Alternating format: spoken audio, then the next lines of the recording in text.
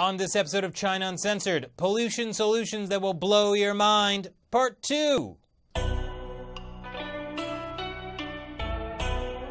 Hi, welcome to China Uncensored. I'm your host, Chris Chappell. China has declared war on pollution.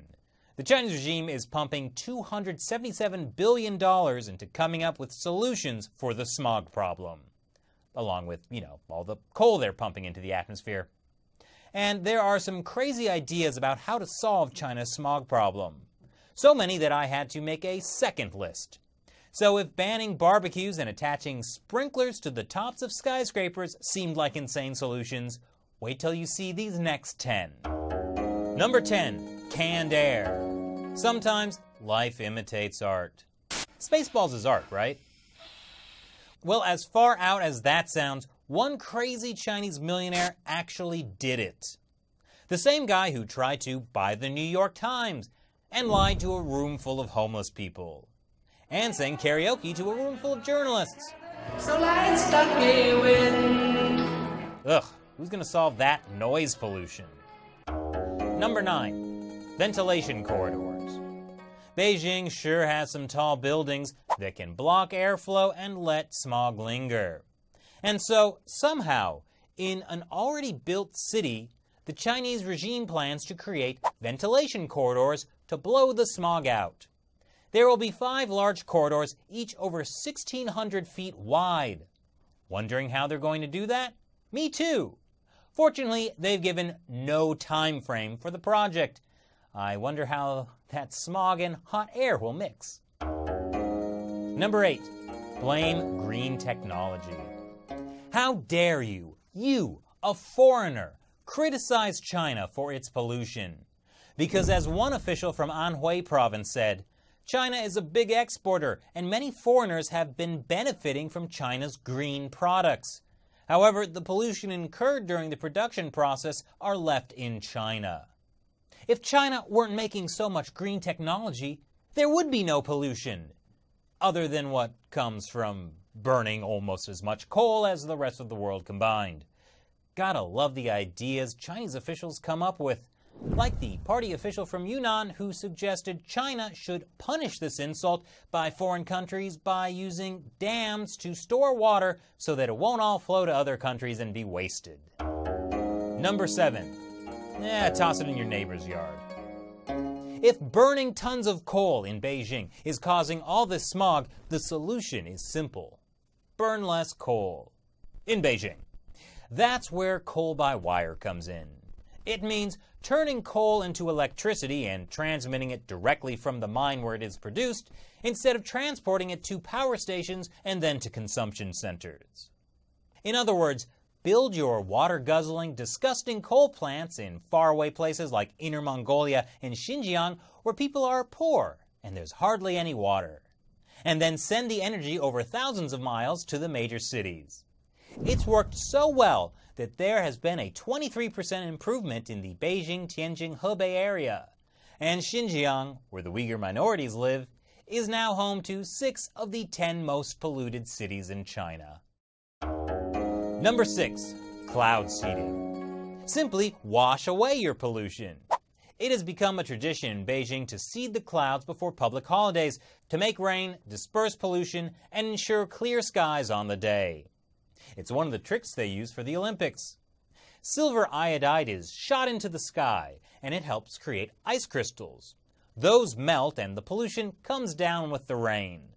Worried what liquefied pollution might do to you?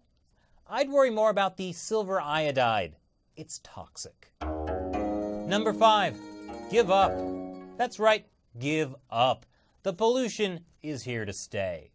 But when trouble comes along, why not take a cue from the wily ostrich? Only instead of burying your head in the sand, wrap it in a bubble. Then the pollution can't get to you. China is considering biodomes. What I like best about this idea is that it will be absurdly expensive. So the rich will get to breathe clean biodome air while the rest of us can enjoy being out in the pollution. And yes, this is how bad China's pollution has gotten. China's elite are seriously considering living in bubbles, even at the risk of living out that terrible Pauly Shore movie. Number 4. Allow me to break the ice. What if you could treat pollution particles like this? Simply fill the skies with liquid nitrogen, freeze the pollution, and let gravity do the rest. Because what could go wrong with spraying industrial coolants into the air?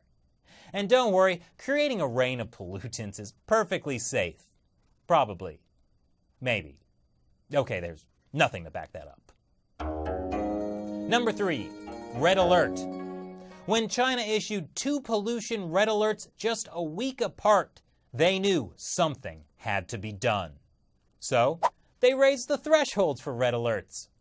And there hasn't been one since. Number 2. Floating jellyfish. Check out this idea. Oh, sorry, that's the Matrix. I should have known.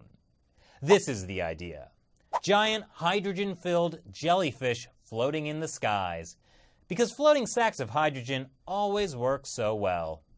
All the humanity and all the planet is feeding around here.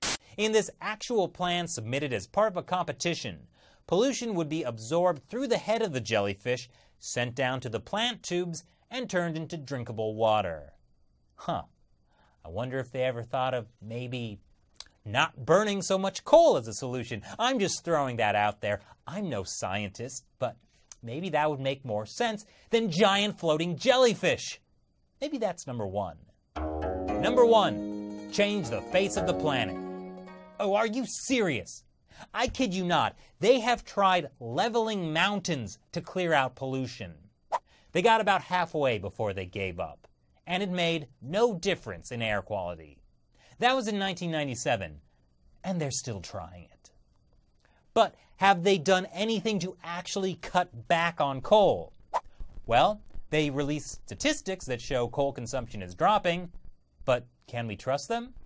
Well, last year it was discovered that China had been underreporting its consumption for years.